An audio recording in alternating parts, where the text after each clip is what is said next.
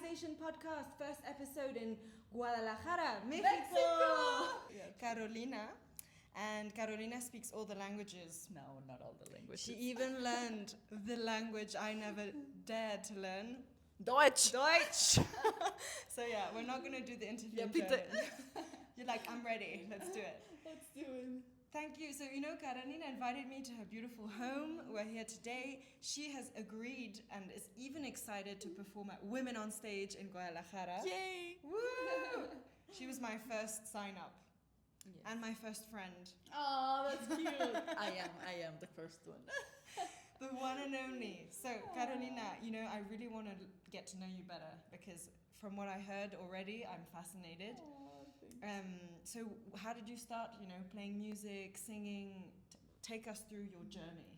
Through my journey, I think I started with 16 playing piano. Okay. And then I started, no, that's not true. It started with 13, now I remember, in Georgia. Georgia. I was thinking, should I join the choir? I did, because a friend did. I didn't really want to do it. And then I fell in love with singing. But I really wanted to sing since I was 5. That's okay, true. since but you I were didn't 5. tell anyone. And why were you in Georgia? My parents moved there for Okay. work. So Wow. I was in middle school in Georgia. Georgia. Atlanta, Georgia. That's why your accent is so amazing. It's an American accent. I love it. Yes. Can you tell us a bit about your cultural roots? Where do you come from, and how do you feel like the way you grew up influenced this journey that you started going on with music and singing? That's a good question. Well, I grew up here in Guadalajara until I was 11, and then I went to Georgia. I stayed there for 2 years, but I was going back and forth all the time. Uh-huh. And then with 17, I came back to Mexico when I was 13, 14, and then I went back to Louisiana, with 17. And then I went to Wiener Neustadt, and then I went back to Morelia, that's another city in Mexico, and then I went to Mexico City, and then from there I went to Vienna for 4 years or 5, and then I came back to Guadalajara, and then I went back to Madrid, and then I came back to Guadalajara, so I've been all around. Yeah, that's amazing. So one part of me, of course, like Mexico is really, really important for me. But also, it's funny that I started writing my music in English because I started music in English. Okay. That's when I really started to sing. And it's easier for me to write in English than in Spanish. And that was a little bit hard because people were like, why are you writing music in English? My first songs of Lina Inda, that's my first. Lina Inda. Lina Inda. Okay. And that was like soul ballad music. And it was all in English.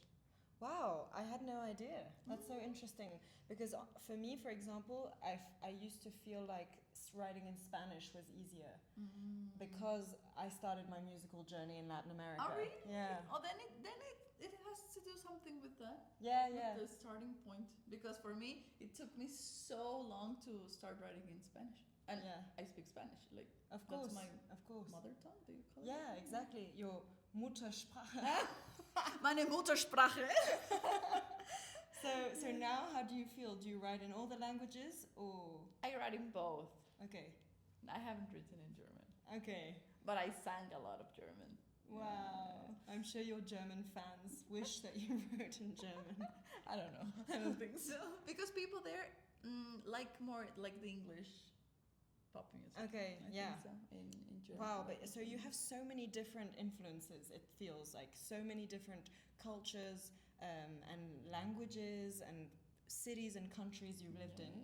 So in the way how you were brought up with your family, how was that? Did you have a musical family? No, I am the first one and the only one, and it was really hard because everyone is very intellectual and they're all, I don't know, like finance, physics, like very intellectual people, and I was like, I feel so much, and they didn't understand that. Oh. And when I told them I wanted to study music, my dad was like, no, don't do this to me. That's like the worst thing you could ever do to me. He tried to convince me, but I didn't accept. No way. Yes. And then I found out that his family that lives in America, that like I don't know that much, they are all musicians. Oh. So I think it's from there. Okay, yeah, so you have it in your But from roots. my grandmother, from my dad. Okay. Like her family. Hmm. So I have it, but I grew up like alone in this musical journey, let's call it. Wow. I mean, that's even more impressive. Well, I guess, but I have to say, I asked for a voice since I was 6. Like every time I did meditation, because I think I told you I started meditation very early. I know you didn't. Oh no, I You didn't? should tell us.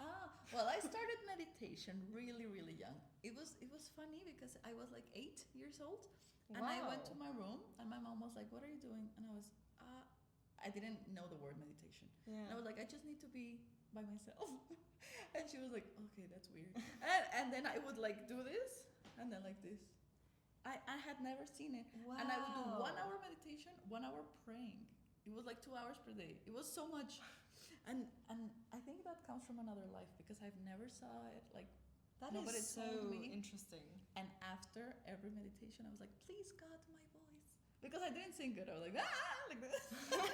Not yet. That's for later in the episode. Wow, but that's amazing. I've never heard that of like a story of someone. I've clearly not spent enough time in Mexico yet. Yeah, you will see.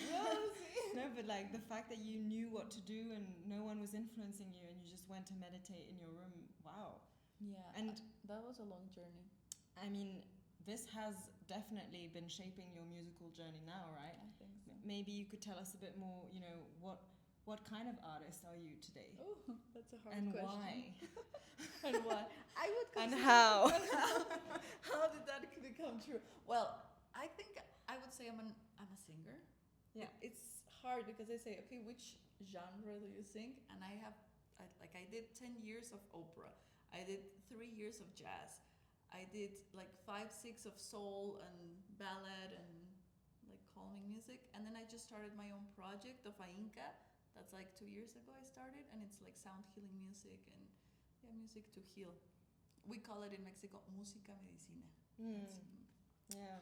So it's hard because sometimes they hire me to do, opera. They hire me to do jazz. So it's hard. I cannot put a label, and that's been the hardest part. That I want to have a label, and then I said, you know what? I'm just gonna be free and sing. That's the only thing I'm gonna do. Sing. But I have to say that the project that I really, really love at this moment is Ainca, because it comes from the heart or from the soul. And I always wanted to connect with people, like from heart to heart. And I couldn't find it in opera, and I couldn't find it in jazz. I just found it in creating my own music with instruments, like, well, you will see later, but like exotic instruments from all over the world, or Tibetan bowls, or monochord, or harp. I told you this. How would you say it? Well, it's not a band, but he plays the harp and the flutes, and I play the piano and I sing, and wow. So it's very very relaxing music. Yeah. And it's so beautiful, and we do also cacao ceremonies with it, or microdose of psilocybin. So we do like a lot of experiments there, and it's been a beautiful journey. I have been with him for 5 years. Wow. We don't even really have amazing. a group name or anything. Wow. It's just Angelo, he, and Ainca. Ainca. What does Ainca mean? Well, I was looking for my name, my new name, my new artistic name, with that, like in that direction of sound healing, because I told you I did my master's in music therapy. So after that, I came back to Mexico again, and I was like, okay, now I need my own, like again, my own name. Like it was Lina Inda before now, and it was hard. I couldn't find a name, and I did a really, really like 3-hour meditation. Wow. And I just saw the letters. The only thing I wanted, it was that the addition of all the letters were at the end 9, because for me it was like 9 was spiritual journey. I really want to do a meditation with you now. Yes, I mean, it's amazing. You just go off on these journeys. Oh, I mean, 3-hour meditation. I mean, when can I do a meditation with you? Whenever you want. I mean, it's amazing this what you're saying, that you meditate and then you find answers to things in your meditations. I mean, that's incredible. I think we all have the power to do that. We just forget we have that healing power within us, because it's like all of us have it, but nobody educate us to meditate every day. And when you meditate every day, then you really like you can access really easy, let's say, to the source. So it just comes. Yeah. And it's really beautiful to hear about your journey. I mean, you've done so many different things. It's so different that you studied opera and then you did jazz and now you're doing sound healing. And to you, that's the thing you connect with the most in a way. That's the easiest for me. Okay. Because opera was so hard. It was so hard. It was just so perfect, and my voice was stuck and had so many blocks, like blockages. It's called, right? Yeah. And I just couldn't enjoy it. So of course people wouldn't enjoy it because I'm not enjoying it. And then with jazz, it kind of happened the same thing.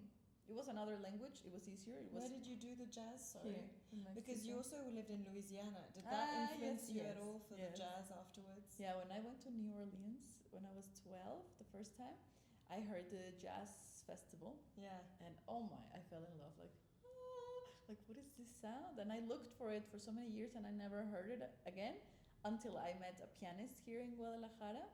And I was like, oh, that's the sound I loved. And then she asked me, like, do you want to be in our band? And I was like, yes! And I started with them, learning, because they were like really, really cool jazz musicians. And I was like, just starting. Okay, Yeah. wow. If you were to describe, like, in a sentence, how each music style that you studied or did makes you feel, what would it be? Okay, yeah, that's a good question. Opera connects me like also with God. When I go like into the higher pitch, there is like a relationship with God. And of course, classical music was made for God. Like that's the thing. And sometimes I feel it, sometimes I don't. When it's like, you know, when humans do it so perfect, you have to be perfect, I don't. But some, like for example, Baroque music, that's like, for me, it's like God and me. It's just our relationship. With jazz music, it's the opposite. It's the like ground, the feelings, the human normal life. Yeah. And I connect with that, and I love it too, because it's like we're so imperfect, and I love that. Like it's like I don't know, like very, very earthy. Yeah. And sound healing, it's the easiest for me because it's like my soul is talking, so I don't have to do anything. It's really easy. Wow, that's amazing. I've never asked someone to describe how music makes them feel like that. It's really beautiful. Yeah. I would love it if you could sing us something. Yes, what do you think? Of course. Yeah. I'm gonna bring the monochord.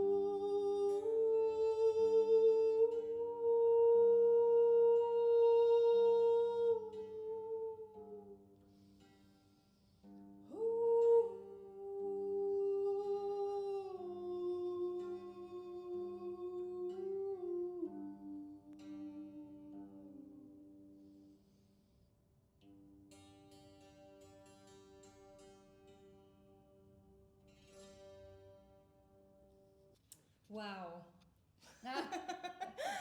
Just wow. I mean, what even is that instrument? This is a monochord. I'm not sure where it's from, but it's like Middle Eastern thingy. It's really beautiful. Your voice is amazing. I could see that you went somewhere, and so did I. I was closing my eyes. That's cute. Well, yes. It was hot. Yeah. Right now it's really hot. It is hot. You can't tell, but we can. Yeah. So like, woo, but yeah. Yeah, and it sounds like you play so many different instruments. No, not so many. Piano and just exotic instruments. I like it because for example, that it gives you something from somewhere else. Yeah, it does. Right? And it makes my voice go somewhere else. So that's why I like exotic ones. And piano has been my instrument for many years. Mm-hmm. Okay, so piano is your main instrument. Mm-hmm. I would love to know, with your whole musical journey, you've had all these different layers of music, you've explored different sides of yourself through different music styles. Maybe we could just quickly delve into that a little bit more, because you studied opera for 4 years in Austria, right? I mean, that's a completely different culture. Yeah. The way they were teaching you, I can imagine. How do you feel like you've been evolving with the different kinds of music, and how have you been changing? Yeah, it's been many changes. Like technically, with my voice, of course, culturally, and also my own journey, like my self journey. Yeah. Because when I started opera, I was very blocked from my, let's call it my chakra, my expression chakra, or my voice chakra. So it took me a long time to really open myself. But when I went to Austria, in comparison to Mexico, because I started here 5 years of opera too, it helped me a lot, because they gave me much more help. I think so. They really helped me in my technique, in understanding my body, in really like telling me, Carolina, you're doing it really good. And Mexico, I have to say, I love my country, but the only thing I really don't like is people don't help each other grow. That's something it's weird, because in a way we help each other like with normal things, but not with growing. Really? Like when you start going up, people are like, no, come here. So I really didn't like that. And when I went to Europe, I was expecting the same thing, and it shocked me that they were like, come, let's go up. Oh, wow. And that was very beautiful. And I've talked with so many musicians, and we all agree with that, like as Mexicans going abroad, that abroad, like they value us more, they help us to get, over there. Wow, that's interesting. I'd never heard that before. Yeah. I was expecting the opposite, actually. Really? Yeah, I don't know. I wasn't thinking. So you felt more supported in Austria than in Mexico. And gave me more confidence too. Okay. And then, okay, and so now when you're doing all this medicinal music, did you teach yourself that, or did you also you studied music therapy? I did study music therapy, but I think that's something that is like from another life, like with meditation, because it's just there. I also studied Reiki in California.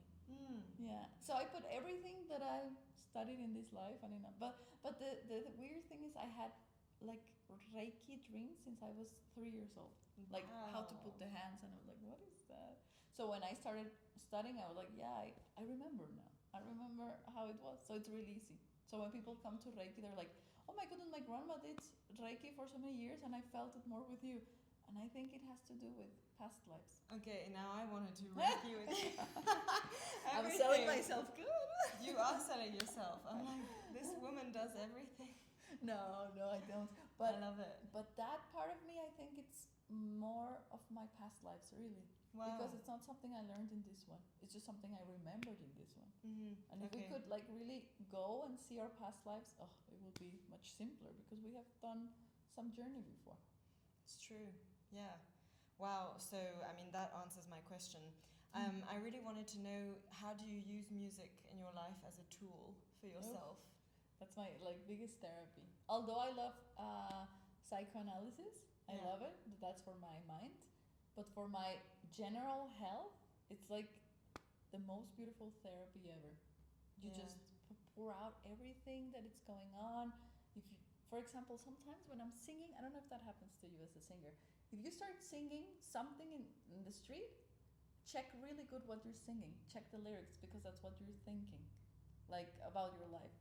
Or for example, I had a boyfriend at that time, and I wanted to separate, and all the time I was singing, I'm a single lady, and I was like, why am I singing that?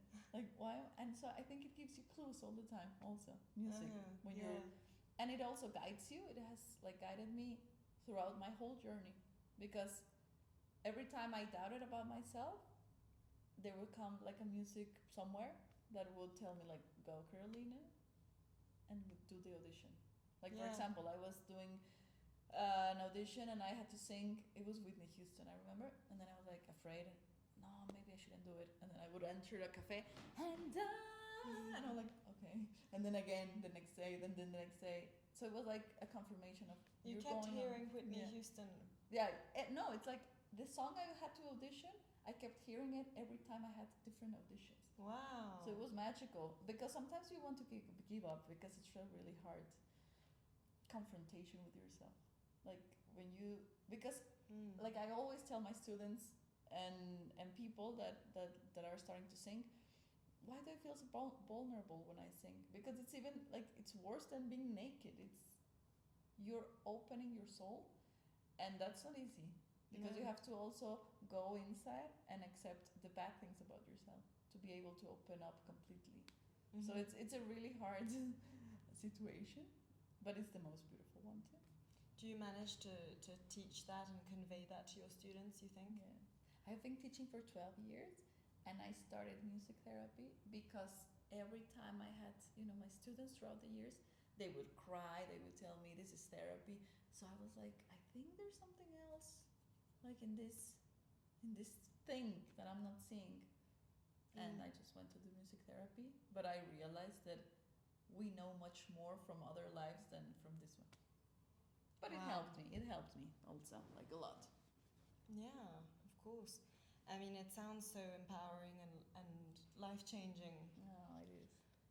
Yeah, I don't even have any more questions right now. Like, what do I ask?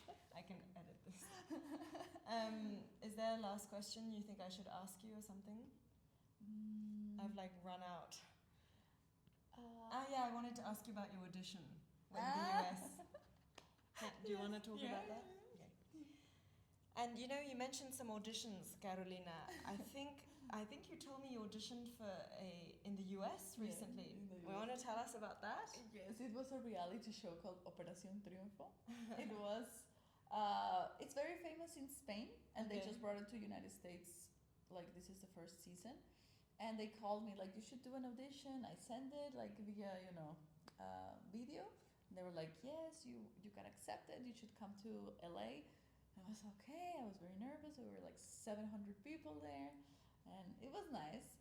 They chose me for the next one. And it was even, like, it was very, very stressful, I have to say. Yeah, I think it is. Because it's like all the attention is on you. Then you're competing with all the other ones, and then you have to like sing in front of the people you're competing with and the judges, and it's just so much tension with the TV. And tell us, how do you feel? Everything is so good right now. I felt so fake. I mean, in this way. I'm not sure if I'm supposed to be saying this. We can take it out if you want. No, but it was just very different from what I thought I would feel. Yeah. Even though they were like, yes, you passed, I didn't feel. I mean, I think it's maybe because it was such a different angle of music, and what you do with music and what you connect with the most is so based on connection with people and empowering people and healing people. So that's got nothing to do with it. It's all about ego and how good do you look, how good do you sound. But I thought I would like it because I had this dream when I was little, like I want to be famous. And then when I got it, I was like, oh no, I actually don't want that. It's horrible. Like for me, for other people it's perfect, but for me, I just couldn't connect. And there's a video in Instagram that they were like telling everyone, tell us how you feel, sing a high note, and like they were like like this, and I'm like in the video, like I didn't want to appear in the video, and it's funny, and my mom was laughing a lot, like, you actually don't like to be there. Yeah. No, it makes sense. I'm really happy to be here with you though, and it feels super lovely to meet you. Thank you. I really look up to all this journey. I can tell that you've been through so much and you're such a sunshine at the same time. So it's very inspiring to meet a woman like you. Oh, Annabelle, the same to you. The same to you, and that we connected for some reason. Yeah, that's true. And definitely can't wait to hear you sing at Women on Stage. Yay! 8th of May in Guadalajara. Yes. And what will you sing for us? I don't know. I'm thinking about maybe I'm gonna do what you said, a mixture. Yeah. One jazz song, because it's my journey. You're right. Yeah, it is your journey. One opera. Yes. One opera, one jazz, one ballad, because I love ballads, like two romantic ones, and sound healing. Yeah, I think that's amazing. You And I'm should just show. gonna be changing from piano to other instruments. Yeah, you should really show everyone how, like, the breadth of who you are. I And think it's hard to show all of it. I know it's hard to show all of it, but you know, you touched on a good point when you said, I just want to put a label on what I do. And I think that's something that society pushes us to do because it's more marketable and it's easier to niche down and then profit more because it's more clear. But for people who are multi-talented and so open like you, I think it's you should embrace everything. Yes, I think I have to accept that about myself and not. Yeah, I think it's great. So it's gonna be nice to do it in the woman's. And this is what makes Carolina so multifaceted. You're so cute. Thank you, Carolina. Thank you for coming to the Annabelization podcast. Yes, thank you for inviting me. Thank you. Have a great day. You too. Bye. Gracias. You're so cute.